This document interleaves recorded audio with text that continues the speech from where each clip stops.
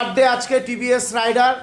আজকে এই বোন, এই কাকিমা, এই ভাই, এই দাদা সেই দক্ষিণেশ্বর থেকে এখানে গাড়ি কিনতে এসছো তো বোন?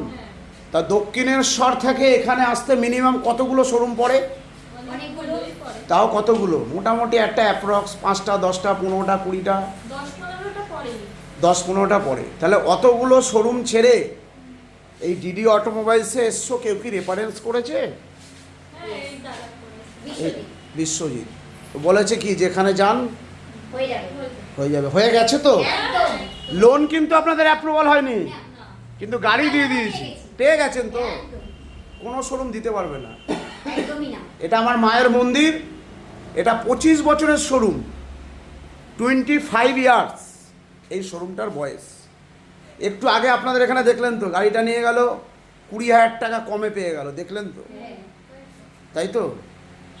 তো আমি বেশি কাউর থেকে নেই না, এটা আমার বিশ্বাস। তো 25 বছর একটা প্রতিষ্ঠান। তো আমাদের বিহেভিয়ার ব্যবহার কেমন লাগলো? খুব সুন্দর।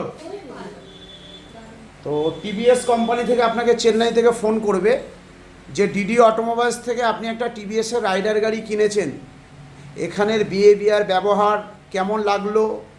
10-এ পরীক্ষা হচ্ছে, কত দেবেন? 10-এ 10।